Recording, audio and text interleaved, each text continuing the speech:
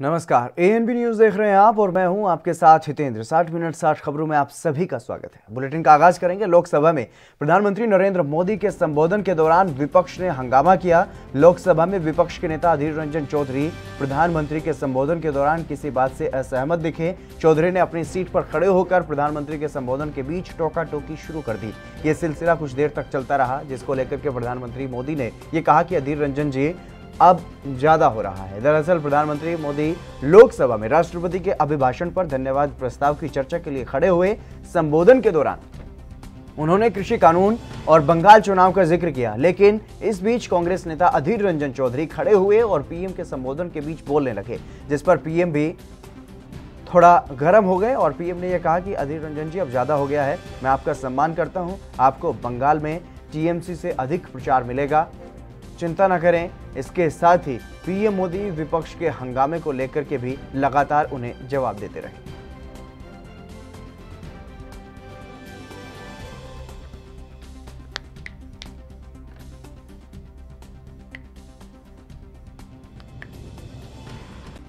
देखिए, ये हो हल्ला, ये आवाज, ये रुकावटें डालने का प्रयास एक सोची समझी रणनीति के तहत है।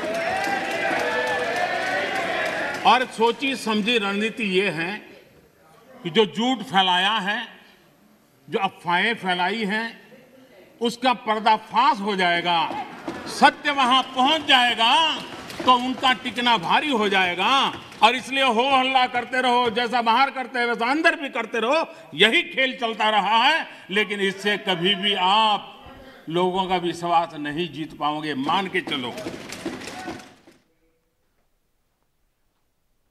संयुक्त किसान मोर्चा की बैठक हुई, जिसमें आंदोलन को तेज करने के लिए कई फैसले लिए गए। इस बारे में किसान मोर्चा ने प्रेस नोट जारी किया, जिसमें यह जानकारी दी गई है कि 12 फरवरी से राजस्थान के भी सभी रोड टोल प्लाजा को टोल मुक्त करवाया जाएगा और 14 फरवरी को पुलवामा हमले में शहीद जवानों के बलिदान को याद करते हुए देश भर में कैंडल मार्च और मशाल जुलूस के साथ अन्य कार्यक्रम भी आयोजित किए जाएंगे।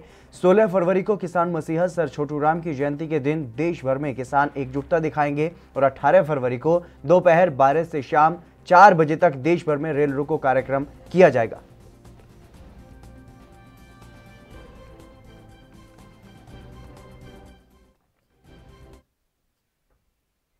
संयुक्त किसान मोर्चा के फैसलों की जानकारी दी है किसान नेता दर्शन पाल ने, आपको सुनवाते हैं।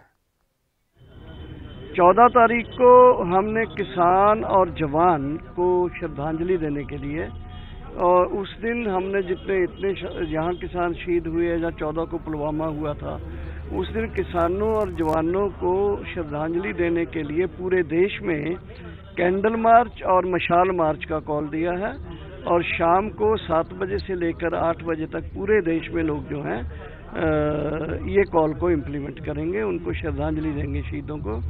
और उसके बाद 16 तारीख को पूरे देश में छोटू राम जी का जो दिन है, उस दिन में छोटू राम जी के जयंती में पूरे देश में छोटू राम जी का क्या जिंदगी क्या था, उन्होंने क्या क्या किसानों के लिए क्या क्या किया, कर्जे के लिए क्या क्या, जमीन सुधारों के लिए क्या किया, खेती सुधारों के लिए क्या किया, ये तमाम चीज़ उनकी ज़िंदगी से संबंधित जो है उसके लिए तहसील और जिला पद्धर में मीटिंग्स करके, पब्लिक मीटिंग्स करके लोगों को बताया जाएगा। एंड फाइनली 18 तारीख को सहारनपुर में आयोजित किसान महापंचायत में प्रियंका गांधी की तरफ से दिए गए भाषण पर उत्तर प्रदेश की योगी सरकार के कैबिनेट मंत्री चौधरी भूपेंद्र सिंह ने यह कहा है कि कांग्रेस के लोग शुरुआत से ही इस किसान आंदोलन को भड़काने का काम कर रहे हैं और साथ ही अपना राजनीतिक एजेंडा सेट करने का काम भी कर रहे हैं।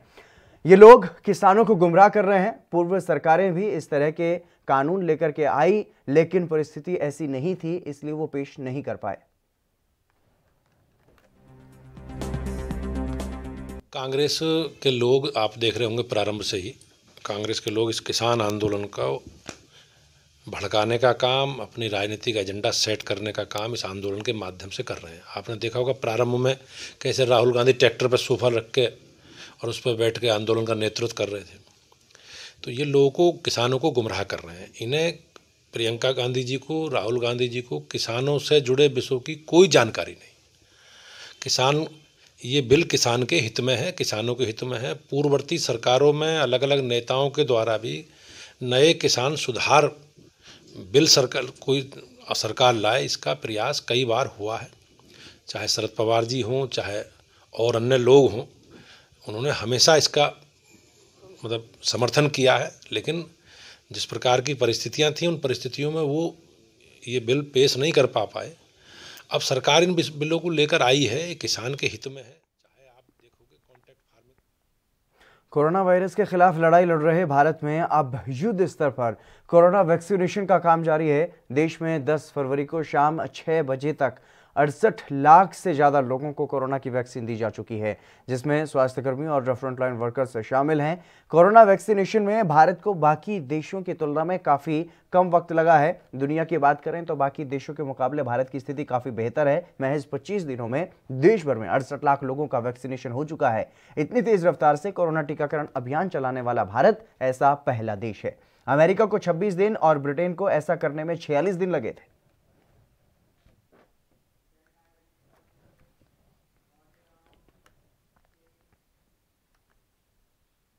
वहीं उत्तर प्रदेश के अपर मुख्य सचिव स्वास्थ्य अमित मोहन प्रसाद ने यह बताया है कि पिछले 24 घंटे में कोरोना संक्रमण के 166 नए मामले सामने आए और उपचारित होकर डिस्चार्ज होने वालों की संख्या 206 है।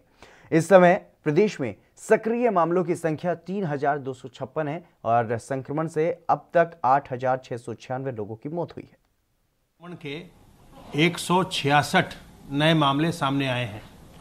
इसी अवधि में उपचारित होकर डिस्चार्ज होने वालों की संख्या 206 है। इस समय एक्टिव इन्फेक्शन के केसेस की संख्या प्रदेश में 3256 रह गई है। इनमें से 837 होम आइसोलेशन में हैं और 322 निजी अस्पतालों में भुगतान के आधार पर इलाज करवा रहे हैं। बाकी के सभी संक्रमित मरीज राजकीय चिकित्सालयों में निःशुल्क अपना इलाज करवा रहे हैं। अब तक मार्च 2020 से अब तक जो लोग संक्रमित हुए, उनमें से 5,89,771 व्यक्ति उपचारित होकर संक्रमण मुक्त हो चुके हैं, डिस्चार्ज हो चुके हैं और प्रदेश में रिकवरी का प्रतिशत अब 98% को पार कर गया है। 98.01% रिकवरी का परसेंटेज है। कोविड संक्रमित लोगों में से कुल 8,696 व्यक्तियों की आज तक मृत्यु हुई है। कल प्रदेश में 1,27,920 सैंपल की जांच की गई और अब तक कुल मिलाकर 2,90,40,824 सैंपल्स की जांच की जा चुकी है।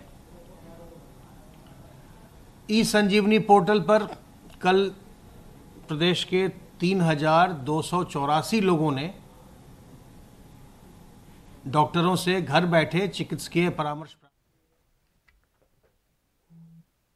राम मंदिर निर्माण को लेकर के देश में चल रहे निधि समर्पण अभियान पर अखिलेश यादव के बयान से संतों में आक्रोश है। दरअसल अखिलेश यादव ने राज्यसभा सदन के दौरान निधि समर्पण अभियान को लेकर के भारतीय जनता पार्टी पर निशाना साधते हुए कहा कि भाजपा चंदाजीवी है, जिसको लेकर के अयोध्या में राजनीति पार्टी से जुड़े प्रतिनिधि ही नहीं बल्कि संत समाज ने भी निंदा की है। तो वहीं श्री राम जन्मभूमि तीर्थ क्षेत्र ट्रस्ट के महासचिव चंपत राय ने दो टूक कहा कि भगवान सबको बुद्धि प्रदान करें। वहीं महंत परमहंस दास ने यह कहा है कि प्रधानमंत्री नरेंद्र मोदी के बयान को अखिलेश यादव ने समझा नहीं। जब इन लोगों के दिल दिमाग में नफरत भरी है तो ऐसे लोगों को किसी की बात समझ में नहीं आ सकती।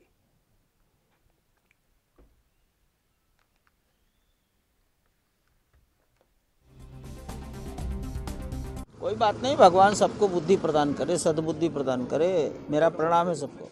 अखिलेश यादव ने जो कहा है कि किसान आंदोलन करने वाले लोगों को जो है तो भाजपा जो है तो आंदोलन जीवी तो कहती है, लेकिन जो डोर टू डोर चंदा ले रहे हैं तो उनको चंदा जीवी क्यों नहीं कहा जाता है। तो मैं बताना चाहता हूं आदरणीय प्रधानमंत्री श्री नरेंद्र मोदी जी के जो कहने का अर्थ है वो अखिलेश यादव समझ नहीं पाए हैं और समझ भी नहीं पाएंगे। उनको इसके लिए अध्ययन करने की जरूरत है।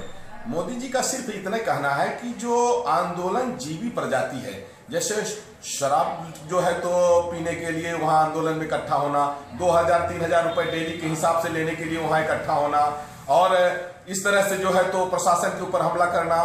गणतंत्र दिवस पर जिस तरह से इन लोगों ने षड्यंत्र किया कि एक और झंडा ले जाके लाल किला में फहरा दिया, तो ये सब क्या है कि ये आंदोलन जीबी का मतलब यह है कि आप आंदोलन करिए, लेकिन आपका आंदोलन अहिंसक होना चाहिए, आपका आंदोलन मर्यादित होना चाहिए, आपका आंदोलन देश हित में होना चाहिए, देश विरोधी नहीं होना चाहिए। अखिलेश जी, अभी भी आप होश में आ जाओ। आप तो सदैव बाबर जीबी रहे हो। आप लगातार, आपके पिताजी और आपने लगातार उत्तर प्रदेश में जिस प्रकार से हिंदू जनमानस के ऊपर और मठ मंदिर साधु संतों के ऊपर जिस प्रकार से आपने प्रताड़ना किया, यह सब जानता है, हर व्यक्ति जानता है। उसके बाद आप बता रहे हो राम भक्तों को, हिंदू जनमानस को कि ये लोग चंदाजीवी हैं, राम के नाम पर ये चंदा इकट्ठा करते और कुछ भी नहीं करते। तो आप देखो कि आपके सामने में ही बाबरी मस्जिद ध्वस्त हुआ और राम जन्मभूमि मंदिर बनने जा रहा है। आपके सामने में ही 370-35 से खत्म हुआ। और देखिए जिस प्रकार से पूरे देश में राम भक्तों का, हिंदू जनमानस का जय जयकार चल रहा है, इससे आपके मन में जो कुलीन भाव पैदा हो रहा है, ये गलत बात है। अभी भी होश में आ जाओ, नहीं तो फिर सत्ता में आना आपके लिए संभव नहीं होगा। देखिए, श्री अखिलेश यादव जी ये भूल गए हैं कि राम मंदिर हर हिंदू की आस्था का प्रश्न है, और वो भी हिंदू हैं। और राम मंदिर के लिए चंदा नहीं किया जा रहा, लोग स्वेच्छा से समर्पण राशि दे रहे हैं राम मंदिर के लिए, और हर परिवार देना चाहता है। मैं देख रहा हूँ लगातार निरंतर कि पूरे दुनिया से लोग आ रहे हैं, टेलीफोन कर रहे हैं कि राम मंदिर के लिए हमारा भी कुछ योगदान हो जाना चाहिए, हमारा भी कुछ योगदान। कोई शिला, चांदी की शिला दे रहा है, कोई पैसा दे रहा है, कोई चेक दे रहा है। और राम मंदिर में निश्चित रूप से ये तय कर लिया गया था कि जो भी धनराशि होगी वो तो या तो कूपन से या चेक से ली जाएगी। और निश्चित रूप से ये बड़ी उन्होंने हल्की बात कही है जो नहीं कहनी चाहिए, क्योंकि राम मंदिर तो सबका है। जम्मू कश्मीर के उपराज्यपाल मनोज सिन्हा ने आज मीडिया से बात की है और इस दौरान सिन्हा ने ये बताया है कि हमने बैक टू विलेज और माय टाउन माय प्राइड कार्यक्रम के जरिए निर्धारित किया था कि हर पंचायत से 2 युवाओं को चुन करके उन्हें आर्थिक मदद दी जाएगी ताकि वो अपना खुद का काम कर सकें। अब तक 16,800 युवक और युवतियों को आर्थिक मदद मुहैया करवाई गई है। आप लोगों के ध्यान में लानी आवश्यक है कि बैक टू विलेज और माई टाउन माई प्राइड कार्यक्रम में एक कार्यक्रम ये भी था कि हर पंचायत से 2 यूथ आइडेंटिफाई किए जाएं और उनको फाइनेंशियल असिस्टेंस दिया जाए ताकि वो इंटरप्रेन्योर बन सकें, अपना काम कर सकें। तो लक्ष्य उस समय रखा था हम लोगों ने 2 यूथ पर पंचायत। आज की लेटेस्ट जो फिगर है 16,800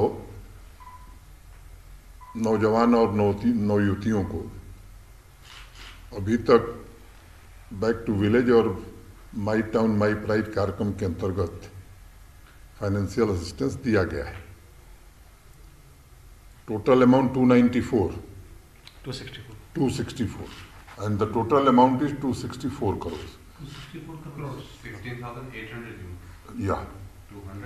264 करोड़। तो मुझे लगता है कि लंबे समय बाद यहाँ के यूथ को अच्छे से फाइनेंशियल असिस्टेंस देके उससे एंटरप्रेन्योर बनाने की दिशा में प्रशासन ने प्रयास।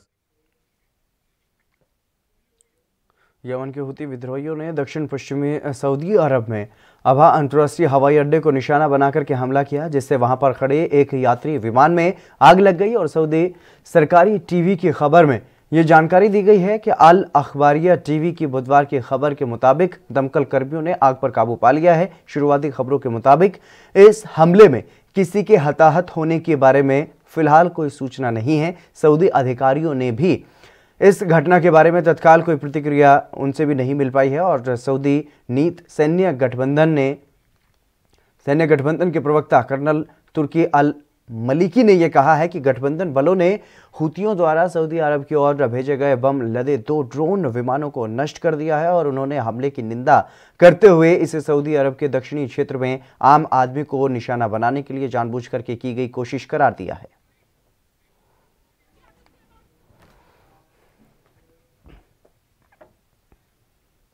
सुप्रीम कोर्ट ने नौसेना की सेवा से हट चुके भारतीय विमान वाहक पोत INS विराट को तोड़ने या फिर कबाड़ बनाने की प्रक्रिया पर रोक लगा दी है। दरअसल सुप्रीम कोर्ट में एक कंपनी ने याचिका दायर की थी, जिसकी सुनवाई के बाद उच्चतम न्यायालय ने यह फैसला लिया है। बता दें कि सुप्रीम कोर्ट ने भारत के विमान वाहक पोत विराट की यथास्थिति बनाए रखने का बुधवार को आदेश दिया और इस विमान वाहक पोत ने भारतीय नौसेना में करीब 3 दशक तक सेवा दी है और इसे अब सेवा से बाहर कर दिया गया है।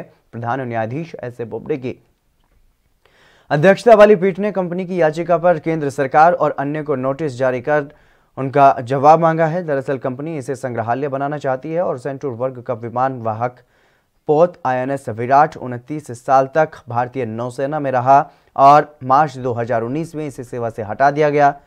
केंद्र ने जुलाई 2019 को संसद को सूचित किया था कि भारतीय नौसेना के साथ सलाह मशविरा करने के बाद विराट को कबाड़ में देने का फैसला किया गया था।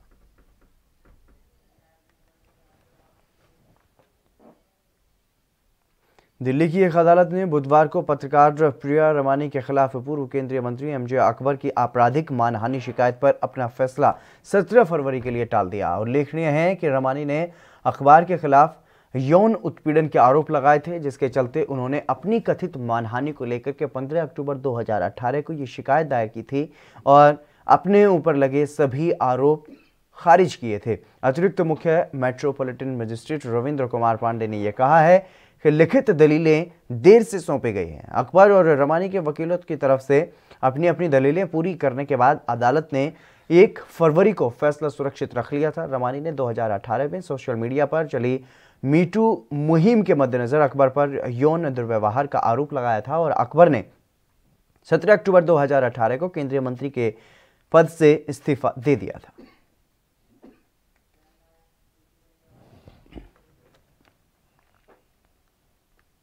China ministry of national defence का यह दावा है कि सैन्य कमांडर स्तर पर 9वें दौर की बातचीत के बाद बनी सहमति पर अमल शुरू हो गया है।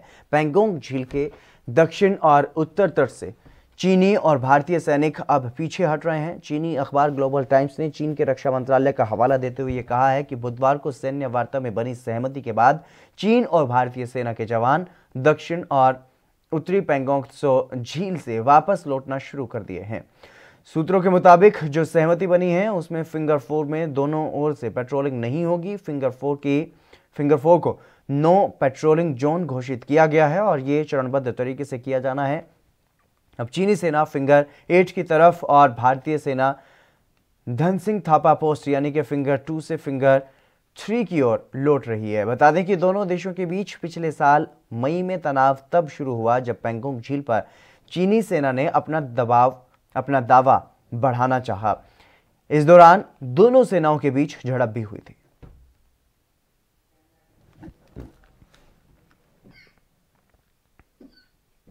साल में देश के 4 राज्यों पश्चिम बंगाल, तमिलनाडु, केरल, असम और एक केंद्र शासित प्रदेश पौंडीचेरी में भी विधानसभा चुनाव होना है। जानकारी के अनुसार भारतीय निर्वाचन आयोग इन राज्यों में चुनाव कार्यक्रम की घोषणा 15 फरवरी के बाद कभी भी कर सकता है। आयोग फिलहाल चुनावों की तैयारियों का जायजा लेने के लिए दक्षिणी राज्यों और केंद्र शासित प्रदेश की यात्रा पर है। आयोग की दक्षिणी राज्यों की यात्रा 15 फरवरी को संपन्न होगी, जिसके बाद इन राज्यों के लिए चुनाव कार्यक्रम की घोषणा की जा सकती है। आयोग फिलहाल चुनावों की तैयारियों का जायजा लेने के लिए दक्षिणी राज्यों और केंद्र शासित प्रदेश की यात्रा पर है। आयोग की दक्षिणी राज्यों की यात्रा 15 फरवरी को पूरी हो जाएगी, जिसके बाद इन राज्यों के लिए चुनाव के कार्यक्रम की घोषणा की जा सकती है।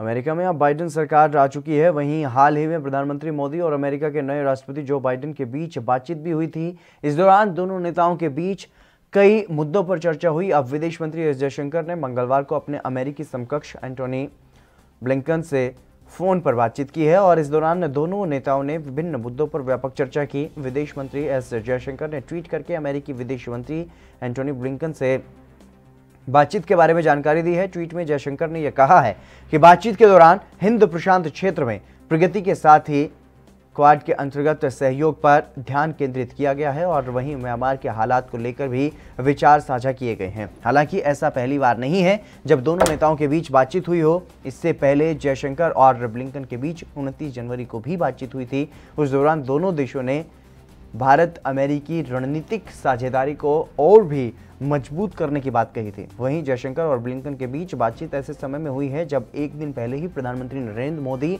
और अमेरिकी राष्ट्रपति जो बाइडेन की बातचीत हुई थी। दोनों नेताओं के बीच फोन पर बातचीत हुई। अमेरिकी राष्ट्रपति का पद संभालने के बाद बाइडेन और पीएम मोदी की यह पहली बातचीत थी।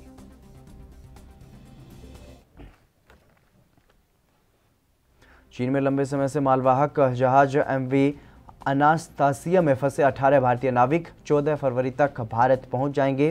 बंदरगाह, नौवहन और जलमार्ग मिनिस्टर मनसुख मंडाविया ने बुधवार को इस बारे में जानकारी देते हुए ये बताया कि चीन में फंसे 18 भारतीय नाविक 14 फरवरी को भारत लौटेंगे। 18 नाविकों का ये ग्रुप आज जापान से रवाना होगा और 14 फरवरी को भारत पहुंच जाएगा। मिनिस्टर ने यह कहा है कि जल्द ही ये सभी नाविक भारत में रह रहे अपने परिवार वालों से मिल सकेंगे। मांडविया ने प्रत्यावर्तन की व्यवस्था के लिए चीन में भारतीय दूतावास और मेडिटेरियन शिप कंपनी के प्रयासों की प्रशंसा की है। बता दें कि मालवाहक जहाज एमवी अनास्तासिया सितंबर 2020 में चीन के तट पर फंस गया था और इससे पहले एक और मालवाहक जहाज एमवी जग आनंद जो कि चीन में फंस गया था, उसमें सवार 23 भारतीय नाविक भी चीन में फंस गए थे, जो 14 जनवरी को भारत आ गए थे।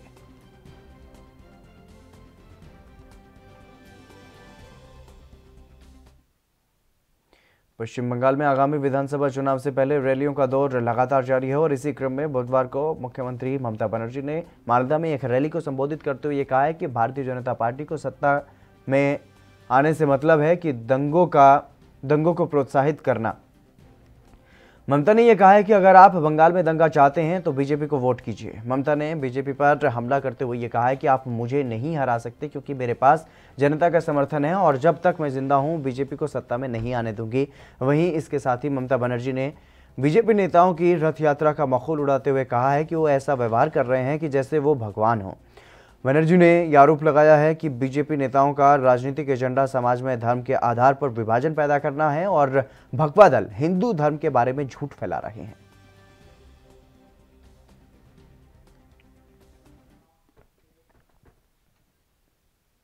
आम आदमी पार्टी के पंजाब प्रभारी राघव चड्ढा ने नगर निगम चुनाव के तहत बठिंडा में एक मोटरसाइकिल रैली की, जिसमें उन्होंने पत्रकारों से बातचीत के दौरान तीखी टिप्पणी करते हुए कहा है कि बिफोर बादल बी फॉर बेड़ा गर्क, यानी कि बादलों ने पंजाब का बेड़ा गर्क किया है। और उन्होंने ये कहा कि पंजाब में 10 साल अकाली दल की सरकार रही और 5 साल के करीब कांग्रेस की, लेकिन ना ही अकाली दल ने और ना ही वित्त मंत्री मनप्रीत सिंह बादल ने बठिंडा में कोई विकास किया। इसके अलावा बीजेपी को भी उन्होंने प्रोपेगेंडा पार्टी कहा है और वहीं एक बड़ी घोषणा करते हुए राघव चड्ढा ने यह कहा कि 2022 के चुनाव में सीएम पंजाब से ही होगा।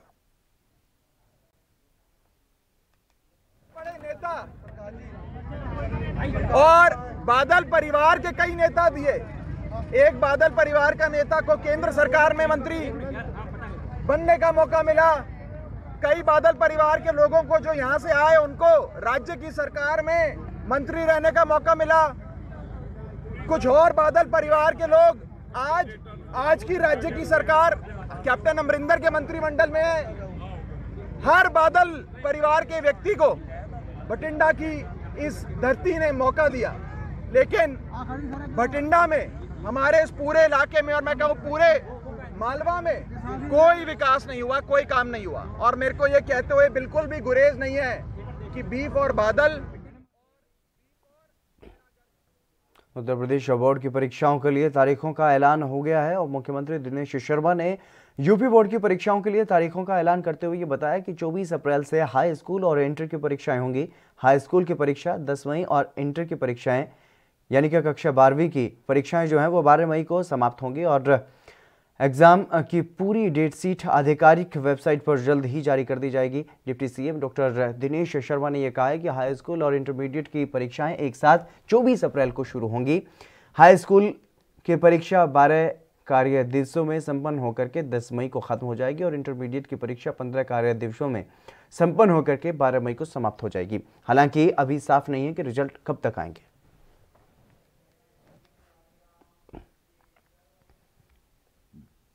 कोरोना के कारण पिछले 11 महीने से बंद कक्षा 6 से 8 तक के स्कूल बुधवार से खुले तो एक बार फिर से रौनक लौट आई। स्कूल आने वाले सभी छात्र छात्राओं को थर्मल स्कैनिंग और सैनिटाइजर से हाथ साफ करवा करके अभिभावकों की सहमति पत्र दिखाने के बाद ही स्कूल में प्रवेश दिया गया। बच्चे भी अपने साथ मास्क और सैनिटाइजर लाना नहीं भूले। इस दौरान स्कूलों के प्रधानाचार्य और शिक्षक मुख्य द्वार पर मौजूद रहे। गोरखपुर के जिला बेसिक शिक्षा अधिकारी भूपेंद्र नारायण सिंह का यह कहना है कि प्रधानाचार्यों को गाइडलाइन का पालन करते हुए स्कूल संचालित करने के निर्देश दिए गए हैं।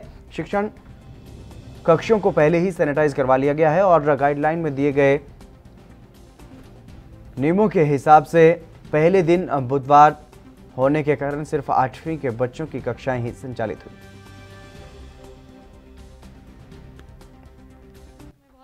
कि इतने दिन बाद हम स्कूल आ रहे हैं, करीब 1 साल हो गया मतलब स्कूल आए, और फिर हमें कोरोना का रूल जो है फॉलो करना है। हमें सहमति पत्र लेके आना है स्कूल, और हाथों को सैनिटाइज करना, मास्क यूज़ करना है और सोशल डिस्टेंसिंग भी करना है, सब कुछ मेंटेन करना है।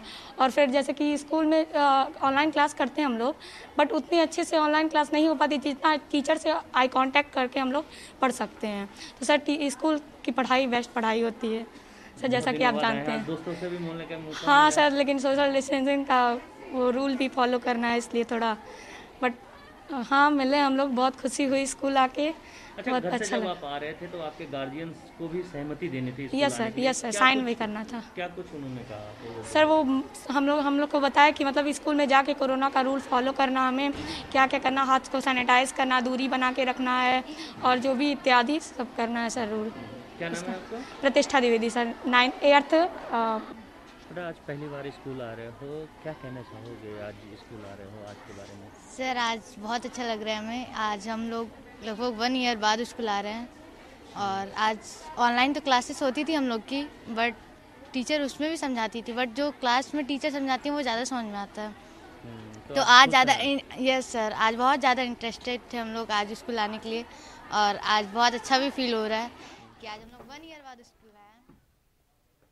दिल्ली में चल रहे किसान आंदोलन में किसानों के खिलाफ सोशल मीडिया पर टिप्पणियां करने के चलते विवादों में आई फिल्म अभिनेत्री कंगना रनौत ने अपने ट्विटर अकाउंट से किसानों के खिलाफ फिर से ट्वीट करके नया विवाद खड़ा कर दिया है। इसे लेकर के किसानों ने कंगना रनौत के खिलाफ केस दायर किया है और जिसकी अगली सुनवाई 15 फरवरी को होगी। बता दें कि कंगना रनौत लगातार किसानों को लेकर के गलत बयानबाजी कर रही हैं, जिसे लेकर के पंजाब समेत कई राज्यों में उनके खिलाफ लोगों में गुस्सा है।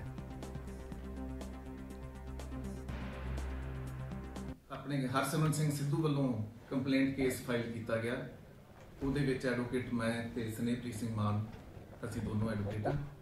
ਕੰਗਨਾ ਰਣੌਤ ਜੋ ਫਿਲਮੀ ਐਕਟਰੈਸ ਹੈ, ਉਹਦੇ ਖਿਲਾਫ ਜਿਹੜਾ ਇਹ ਕੰਪਲੇਂਟ ਫਾਈਲ ਕੀਤੀ ਹੈ। ਸੈਕਸ਼ਨ 499, 500, 506, 153, 153A, 153B IPC ਅਤੇ ਸੈਕਸ਼ਨ 67 ਇਨਫੋਰਮੇਸ਼ਨ ਟੈਕਨੋਲੋਜੀ ਐਕਟ 2000 ਦੇ ਤਹਿਤ ਕੰਪਲੇਂਟ ਫਾਈਲ ਕੀਤੀ ਹੈ। ਅਗਲੀ ਤਰੀਕ 15/2 ਦੇ ਲਈ ਨਿਰਧਾਰਤ ਹੈ। ਉਹਦੇ ਵਿੱਚ ਜਿਹੜਾ ਪ੍ਰੀ ਸਮਨਿੰਗ ਐਵੀਡੈਂਸ ਹੋਣੀ ਹੈ ਕੰਪਲੇਨੈਂਟ ਧਿਰ ਦੀ, ਉਸ ਦੇ ਲਈ ਇਹ ਫਿਕਸ ਕੀਤੀ ਗਈ है। चंडीगढ़ में दिग्विजय चौटाला ने प्रेस कॉन्फ्रेंस की और इस दौरान उन्होंने कहा कि छात्र संघ चुनाव यूनिवर्सिटी खुलने के बाद होंगे और इसके लिए हम प्रतिबद्ध हैं। वहीं किसानों के आंदोलन पर जेजेपी नेता दिग्विजय चौटाला ने ये बयान दिया है कि किसान भाई लंबे समय से धरने पर बैठे हैं, हमें उनकी चिंता है। लाखों लोग इसमें शामिल हुए हैं और उनकी भावना को केंद्र सरकार जानती है। पीएम भी किसानों के हिमायती हैं, जल्द ही इसका समाधान ढूंढना होगा।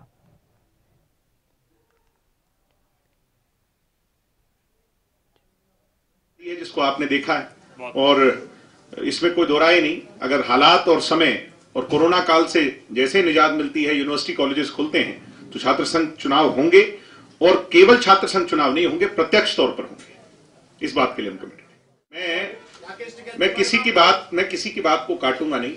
सब हमारे आदरणीय नेतागण हैं। मैं तो सिर्फ इतना कहूंगा कि जो किसान भाई बैठे हैं उनकी हमें बहुत चिंता है। वो हमारे अपने परिवार के लोग हैं। लाखों लोग अगर इस आंदोलन से शामिल हुए, उनकी भावनाओं को निरंतर जो है केंद्र की सरकार जानती भी है। केंद्र की सरकार किसानों की सरकार है। नरेंद्र मोदी जी जो है वो किसानों की सोच रखते हैं, उनके हिमायती हैं और निश्चित तौर पर इसका समाधान ढूंढना ही होगा।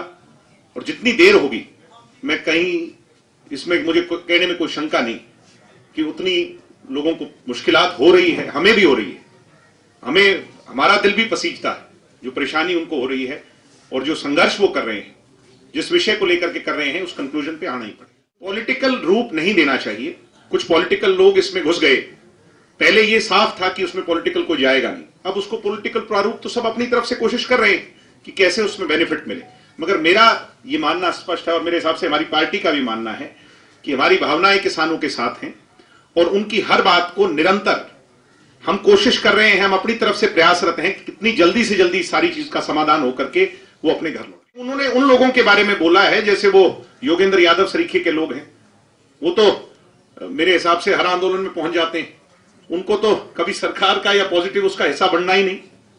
वो तो प्रधानमंत्री जी ने जो कहा है वो उन लोगों के बारे में कहा है कि जो लोग अगर कोई बदलाव हो रहा है या कुछ किसी और अगली दिशा में अगर आगे एक कदम रखता है देश, तो वो उसको पीछे खींचने में लग जाते हैं।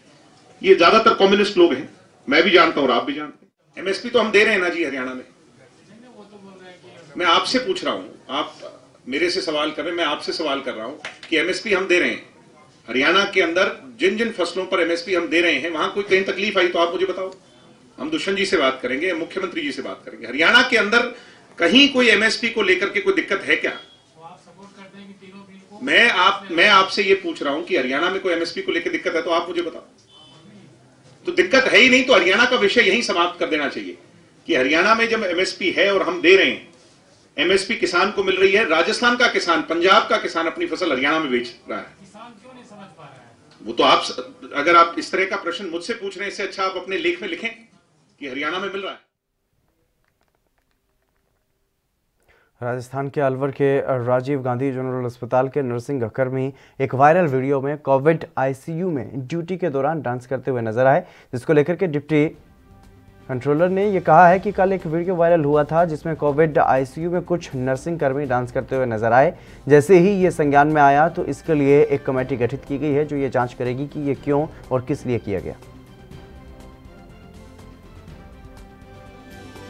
जो पहले कोविड आईसीयू था उसमें डांस करते हुए दिखाए गए हैं, तो जैसे ये चीज़ संज्ञान में आई तो उसकी जांच के लिए पीएमओ साहब ने एक कमेटी बना दी है कि इस तरह से क्यों हुआ ये और किस लिए किया, उन्होंने सारी जांच करेंगे इसमें। और जांच में डिप्टी कंट्रोलर और डॉक्टर अशोक महावर और मैट्रन को लगाया गया इसमें। तो आज उसके ऑर्डर्स मिले हैं तो 2 दिन में जांच करके हम इसको तथ्यों की गहराई तक जाके और उसकी सूचना देंगे पीएमओ साहब को जो भी। फिर चलिए फिलहाल यहाँ पर रुकेंगे एक छोटे से ब्रेक के लिए, जल्द हाजिर होंगे।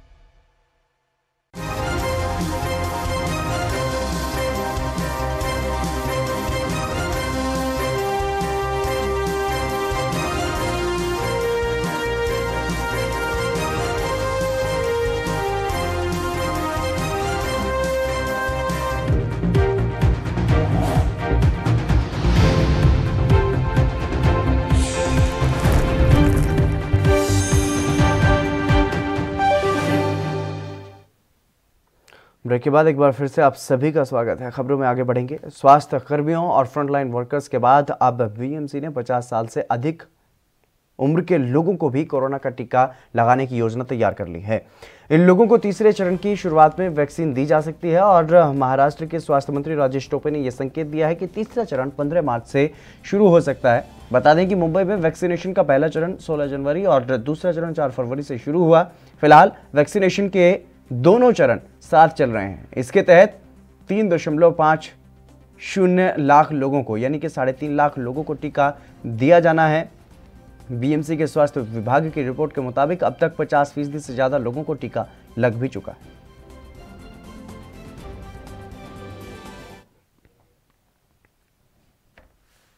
निजीकरण के विरोध में सरकारी बैंकों के कर्मचारियों ने 2 दिनों की हड़ताल करने का ऐलान किया है। इसकी वजह से मार्च में बैंक लगातार 4 दिन तक बंद रह सकते हैं। गौरतलब है कि वित्त मंत्री निर्मला सीतारमण ने बजट में 2 और सरकारी बैंक जो हैं उनके निजीकरण का ऐलान किया था।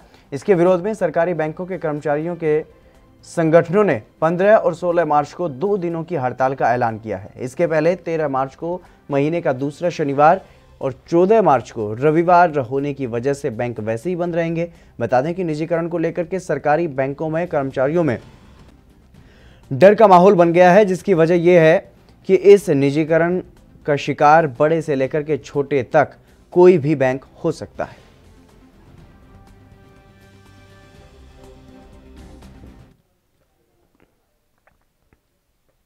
यूपी के मथुरा में कांग्रेस पार्षद लीला ठाकुर की बहन मीरा ठाकुर को अज्ञात बाइक सवार युवकों ने गोली मार दी, जिससे महिला की मौके पर ही मौत हो गई और पुलिस को सूचना मिलते ही पुलिस मौके पर पहुंची और घटना की जांच में जुट गई।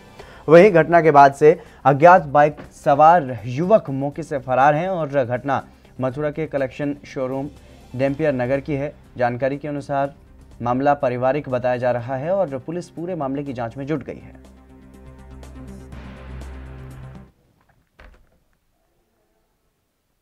यूपी के जालौन में बदमाशों ने एक ट्रक चालक की बेरहमी से चाकू से गोद करके हत्या कर दी और उसके शव को मटर के खेत में फेंक करके भाग गए। इस घटना को जब आसपास के लोगों ने देखा तो तत्काल पुलिस को सूचना दी गई। सूचना मिलते ही पुलिस मौके पर पहुंची और शव को कब्जे में लेते हुए पोस्टमार्टम के लिए भेज दिया गया। साथ ही शिनाख्त करते हुए उसके परिजनों को सूचना दे दी गई। घटना कुठौंद थाना क्षेत्र के मदारीपुर के पास स्थित सिंह ढाबा के पास की है।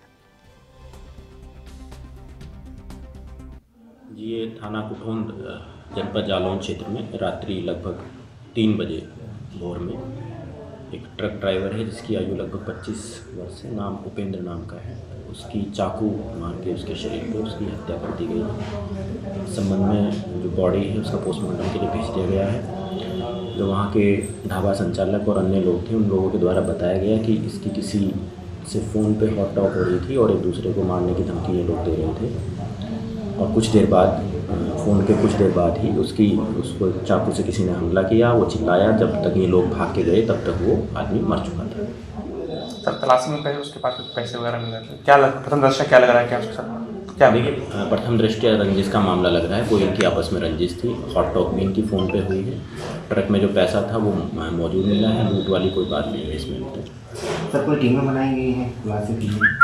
जल्दी इसका खुलासा हो जाएगा। कुछ सुराग इसमें पुलिस को पहले 1-2 घंटे में ही पुलिस को सुराग लग गया था, तो इसका जल्द ही अनावरण। पंजाब के होशियारपुर में दसूहा और मुकेरिया नगर परिषद के आम आदमी पार्टी के उम्मीदवारों के हक में आम आदमी पार्टी के नेता हरपाल सिंह चीमा ने प्रचार किया और इस मौके पर उन्होंने कहा कि पंजाब में नगर निगम और नगर परिषद के चुनाव हो रहे हैं और पंजाब में कांग्रेस हिंसा की राह पर चल रही है।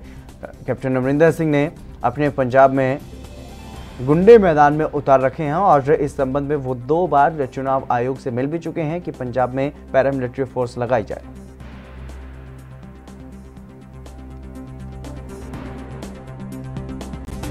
नगर कौंसल दी इलैक्शन हो रही है और दूजे पासे मैं समझदा कांग्रेस पार्टी जी हिंसा ते तारू हुई है।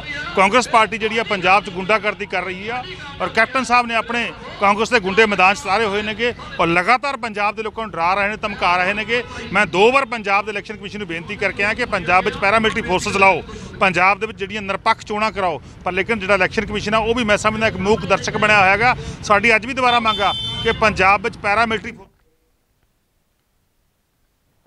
यूपी के रामपुर बिलासपुर में कई दिन से ताबड़तोड़ चोरी की वारदातें सामने आ रही थी, जिसके बाद अब पुलिस ने चोरी का खुलासा करते हुए 3 चोरों को गिरफ्तार कर लिया है। तीनों आरोपियों के पास से पुलिस ने नकदी सहित सोने के जेवर भी बरामद किए हैं। बता दें कि रात के अंधेरे में कोहरे और ठंड का फायदा उठा करके ग्रामीणों के घरों में कॉपर की तार और कुछ अन्य सामान के साथ दाखिल वो लोग होते थे और चोरी की वारदातों को अंजाम दिया करते थे। फिलहाल पुलिस ने मामला दर्ज करके कार्रवाई शुरू कर दी।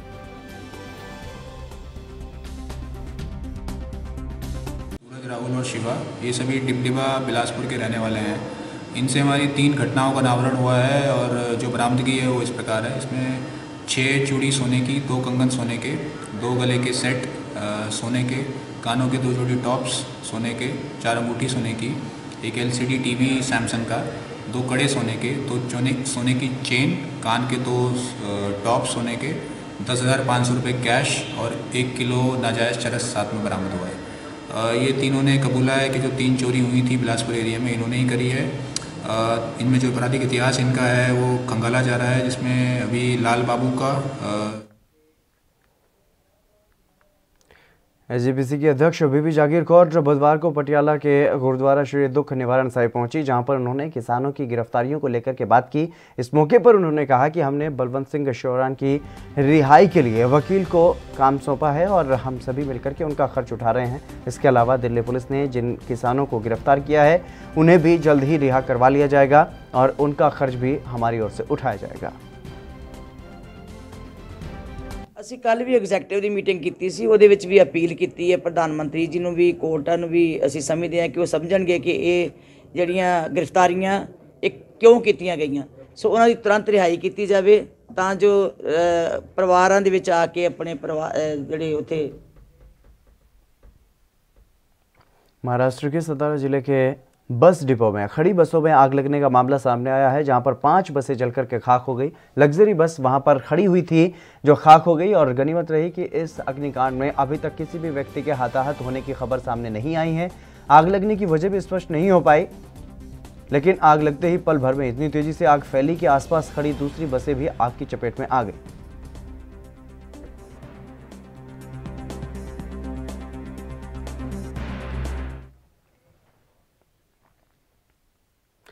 हरियाणा के झज्जर में एक बार फिर से तेज रफ्तार का कहर देखने को मिला है। दरअसल झज्जर रोहतक मार्ग पर बस का इंतजार कर रही एक महिला को तेज रफ्तार से आए एक ट्रक ने अपनी चपेट में ले लिया और हादसा इतना भयानक था कि गंभीर चोट लगने के कारण महिला की मौके पर ही मौत हो गई।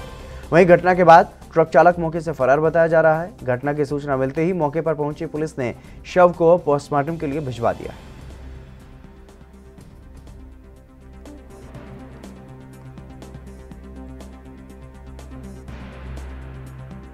महिला अपने नौकरी के लिए जा रही थी रोहतक, बस स्टैंड पे खड़ी थी। जी जी, हमें इतला मिली 7:30 बजे कि भाई उसका एक्सीडेंट, किसी नाम पता ना मालूम ट्रक वाले ने एक्सीडेंट कर दिया है।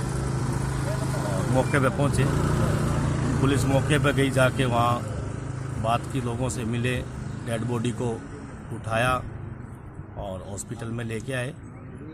अभी ट्रक वाला भागा हुआ है।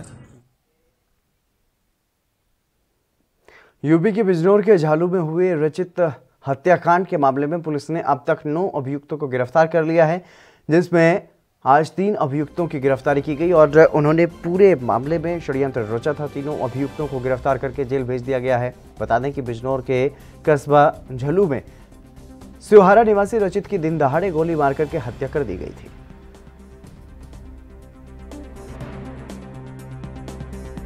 पांच अभियुक्तों में से 4 अभियुक्तों को, जिसमें से सारिक, सादाब, शाहबर, शाहजान दूसरे दिन 6 तारीख को गिरफ्तार करके जेल जा चुके थे।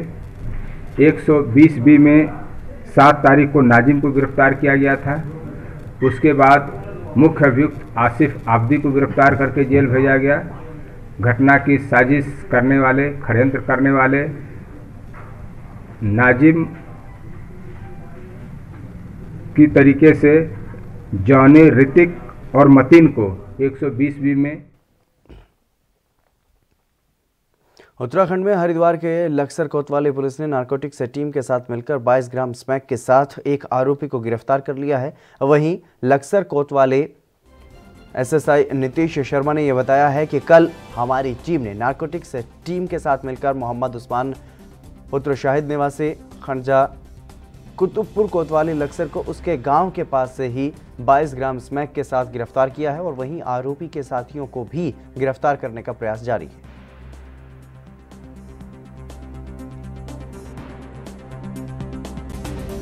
ये कल हमारी टीम ने नारकोटिक्स टीम के साथ मिलकर एक मोहम्मद उस्मान पुत्र शाहिद है, निवासी खड़ंजा कुतुबपुर, को खड़ंजा कुतुबपुर के पास में 22 ग्राम स्मैक के साथ गिरफ्तार किया है और उसके बताए अनुसार बाकी लोगों को। यूपी के मैनपुरी के थानों में लावारिस गाड़ियों की नीलामी करने का फैसला लिया गया है। दरअसल कई थानों में एआरटीओ विभाग के लोगों ने पहुंचकर के लावारिस वाहनों की जांच पड़ताल की। जिलाधिकारी मैनपुरी महेंद्र बहादुर सिंह और पुलिस अधीक्षक मैनपुरी अविनाश कुमार पांडे के आदेश के बाद लावारिस वाहनों की जांच पड़ताल शुरू हुई। बता दें कि अब आईटी विभाग को आदेशित किया गया है कि मैनपुरी के 13 थानों में पड़े लावारिस वाहनों की काउंटिंग कराने के साथ जांच पड़ताल के बाद उनको नीलाम करने की कार्रवाई की जाएगी और जिसके बाद ये विभाग सक्रिय हो गया है और सभी थानों में लावारिस पड़े वाहनों की जांच पड़ताल अब की जा रही है।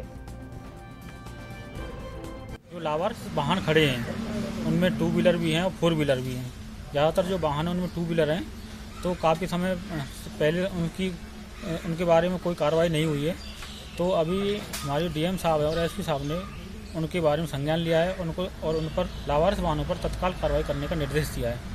तो उनके निर्देशानुसार जो उन्होंने सभी थानों से हमारे 13 थानों से जो सभी लावारिस वाहनों की जो सूची हमें प्राप्त हुई है उस सूची के अनुसार जनपद के हम डेली एक थाने में जाकर के सभी थानों में लावारिस वाहनों का निरीक्षण कर उनका मूल्यांकन करके और जो भी मूल्यांकन धनराशि होगी मूल्यांकन धनराशि हम 2 दिनों पहले दादरी नगर की महेंद्रगढ़ चुंगी के पास कार सवारों की ओर से स्थानीय युवक विजेंद्र उर्फ बिंदर की गोली मारकर के हत्या किए जाने के मामले में सनसनीखेज खुलासा हुआ। मामले की जांच के दौरान सीसीटीवी फुटेज खंगालने के बाद ये बात सामने आई कि बिंदर की हत्या बदमाशों ने नहीं बल्कि रोहतक एसटीएफ टीम के एक पुलिसकर्मी ने ही की है। वहीं इस खुलासे के बाद ये मामला अब तूल पकड़ने लगा है। हालांकि दादरी पुलिस ने इस प्रकरण में हत्या का मामला तो पहले ही दर्ज कर लिया था और अब गोली चलाने वाले रोहतक एसटीएफ के पुलिसकर्मी को भी गिरफ्तार कर लिया है।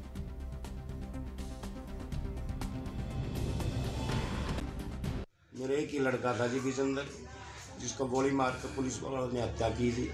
मैं उसके 3 बहन है जी, एक मेरा 1.5 साल का पोता है जी। बस मेरा दरवाज़ा बंद कर दिया जी ने। मैं दरख्वास्त करता हूँ पब्लिक से मेरा साथ देकर मेरे उन दोषियों को सख्त उचित दंड दिया जाए। चक्की दादरी एसपी साहब ने ये कहा है जी कि एक को मैंने गिरफ्तार कर लिया, उससे मैं संतुष्ट नहीं हूँ जी, जबकि वह 5 थे जी मारने वाले ब्रेजा लाडी के अंदर। ब्रेजा में आए हुए थे प्राइवेट गाड़ी में एसटीएफ के, तो उन्होंने पीछे लगाया उसको, तो एक डेड एंड पे लड़के उतर के भाग गए। तो इनको सर्च करके ये लोग वापस चले गए अपनी उसमें रोहतक उसमें यूनिट में। तो बाद में हमें इन्फॉर्मेशन आई कि वो जो ऑल्टो गाड़ी थी उसमें कोई डेड बॉडी पड़ी है। तो बाद में सर्च किया गया तो एक लड़का पीछे बैक सीट पे जिसके गोली लगी हुई थी, आर-पार हुई थी, तो उसकी हमें वहाँ डेड बॉडी रिकवर हुई। तो फिर हमने वो सीसीटीवी वगैरह फुटेज खंगाली और फिर इनसे भी बात की एसटीएफ से।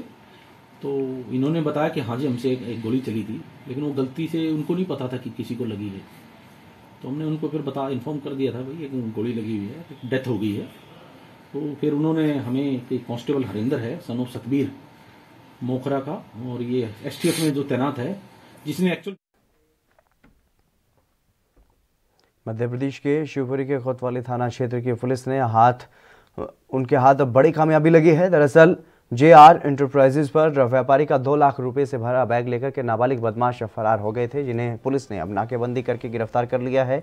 बदमाशों के पास से रकम भी बरामद कर ली है और वहीं बदमाशों के 2 साथी अभी भी फरार बताए जा रहे हैं, जिनकी पुलिस तलाश कर रही है।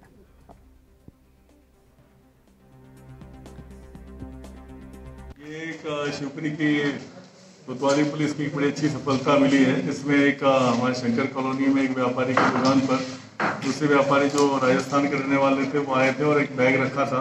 इतने में एक बच्चा का बैग चुपचाप निकाल के ले गया और करीबन 2,12,000 रुपये उस बैग में थे। उनका नुकसान हुआ था, उसे प्रकरण पंजीबद्ध किया गया था। इसमें हमारे एसडीओपी सुजीत सिंह कुशवाहा और टी बादाम सिंह यादव, इन्होंने एक अच्छी टीम बनाई जिसमें राघवेंद्र यादव और हमारे सब इंस्पेक्टर रेडियो जो है प्रेजेंट थे, और इन्होंने काफ़ी मेहनत करके पूरे सीसीटीवी वगैरह खंगाले और उसके आधार पर ये शिरोमणि अकाली दल डेमोक्रेटिक के नेता और लहरागागा से विधायक परमिंदर सिंह ढींसा ने एक बार फिर से कृषि कानूनों के मुद्दे पर ये बोलते हुए कहा है कि अगर किसानों को ये कानून पसंद नहीं है तो इसमें केंद्र सरकार को चाहिए कि यह कानून वापस ले लिए जाएं, और अगर वो इस फैसले से कानून वापस ले लेते हैं तो इसमें भारत सरकार की अच्छाई पर पूरे भारत में ही नहीं बल्कि पूरे संसार में होगी। क्योंकि ये मुद्दा किसानों का है।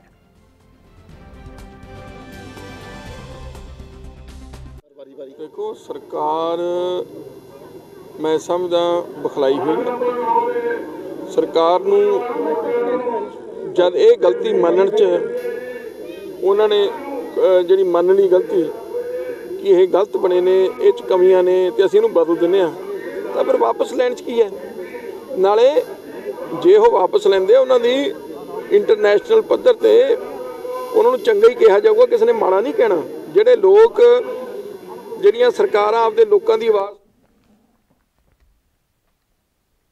सोनाली फोगाट जल्द ही पंजाबी सिनेमा में भी नजर आएंगी। राजनीति की दुनिया में अब वो अभिनय की दुनिया में एक बार फिर से कदम रखने जा रही हैं। बुधवार को शहर पहुंची सोनाली ने यह बताया है कि उन्हें गुग्गू गिल और एमी विर्क के साथ काम करने का मौका मिला है, जिसे वो पूरा कर रही हैं और उसके गाने की शूटिंग मुंबई में चल रही है, जिसके लिए समय समय पर जा रही है। समय निकालूंगी जो मुझे काम मिला है अभी, जैसे कि पंजाबी फिल्म है और एक हिंदी फिल्म के लिए भी है, और दूसरा जो भी मुझे काम अच्छा मिल रहा है तो उसको मैं ज़रूर जा।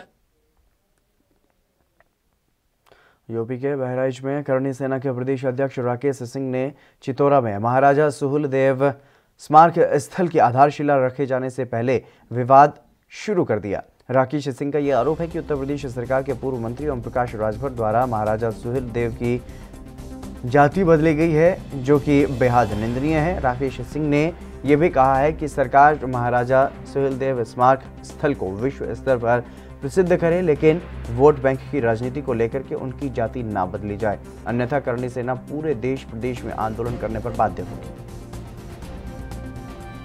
मैं आपके माध्यम से कहना चाहता हूं कि लोकतांत्रिक तरीके से आंदोलन केवल बहराइच नहीं पूरे भारत के अंदर होगा, ये मैं आपको आश्वस्त करना चाहता हूं। लेकिन जहां तक मुझे पता है कि ये सरकार सुहेलदेव जी के नाम के आगे कोई जात नहीं लगा रही है, वो केवल सुहेलदेव जी के नाम पर ही, अभी जैसे कि पता चला कि अस्पताल बना है तो महाराजा सुहेलदेव के नाम पे बना है।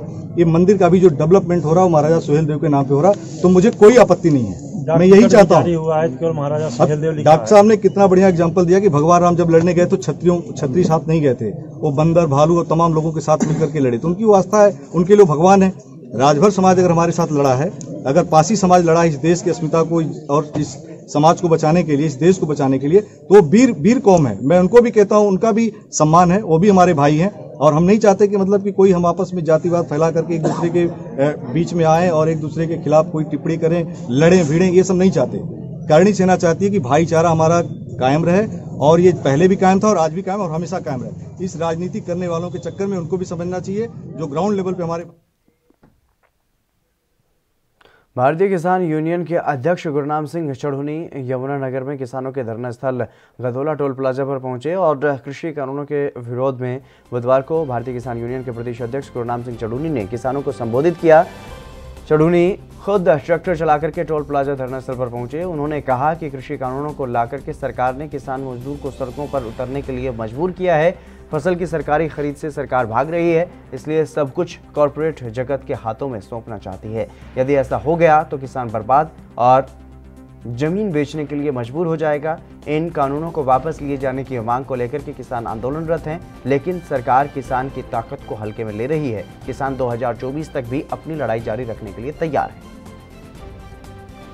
और इस आंदोलन में जैसे यहाँ पे ये भाई बहुत दिनों से टोल बंद किए हुए बैठे हैं, ऐसे ही बाकी जगह पे बैठे हैं, बहुत सी जगह पे धरने चल रहे हैं। तो हमने प्लान बनाया कि सबका धन्यवाद किया जाए मौके पे जाके, और सब और जो भाई हैं, जो हमारे दलित भाई हैं, जो हमारे दुकान वाले भाई हैं, उन भाइयों को भी इसमें और साथ जोड़ा जाए। और आज उसी संबंध में हम यमुनानगर में आए। देखिए, ये उनका मैटर है, ये सरकार का मैटर है, वो किसान संगठन में नहीं है, और वो जिस तरह से कर रहे हैं वो सरकार का काम है और उनका काम है। तो पोल खोल ले। किसान यूनियन ने क्या किया? किसान यूनियन तो आंदोलन लड़ रही है, उसके पास जो पोल है खोलनी चाहिए, किसी के पास भी हो, सबको खोलनी चाहिए। अगर किसान यूनियन कुछ गलत करती है और उनकी किसी के पास पोल है तो जरूर खोलनी चाहिए सबको। तो सिर पटे नजर आए, कितनी वीडियो है, जाकर चलो हम दिखा देते हैं उनको वीडियो, फिर वो इस्तीफा दे देंगे। यूपी के महोबा में सर्राफा व्यापारी की दुकान से एक सप्ताह पहले हुई करीब 21 लाख और 1150 ग्राम सोने की टप्पेबाजी का मामला तूल पकड़ता हुआ नजर आ रहा है। मामले के आरोपियों की आज तक गिरफ्तारी न होने के चलते सर्राफा व्यापारियों ने एकजुट होकर के समूचे सर्राफा बाजार को बंद कर अपना विरोध जताया और साथ ही व्यापारियों ने एसपी से शिकायत करके मामले की जल्द ही खुलासे की मांग की है। रोते बिलखते सर्राफा व्यापारी को आप देख करके अंदाजा लगा सकते हैं कि ये कैसे टप्पेबाजी की वारदात को लेकर के परेशान है। व्यापारी कमलेश सोनी रो रो करके बताते हैं कि हमारी दुकान से लाखों रुपए की टप्पेबाजी की घटना के बाद भी पुलिस की कार्यप्रणाली संदेह के घेरे में है, जिसको लेकर के सभी व्यापारी एकजुट हुए और सर्राफा बाजार को पूरी तरह से बंद करके अपना विरोध प्रदर्शन किया गया। साथ एक टप्पेबाजी हुई, उसी की वजह से दुकानें बंद हैं। कितने की हुई? 21 लाख रुपए नगद कैश, 150 ग्राम सोना। कब हुआ था ये घटना? ये एक फरवरी को हुआ था। आज सभी लोग इकट्ठा है, क्या मामला है?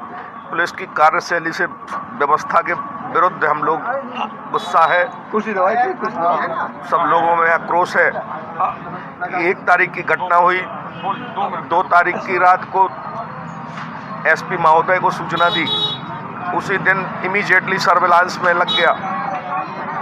दूसरे दिन सुबह आकर कोतवाली में तहरीर दी, लेकिन कोतवाली का कार्यशैली बहुत गंदा है।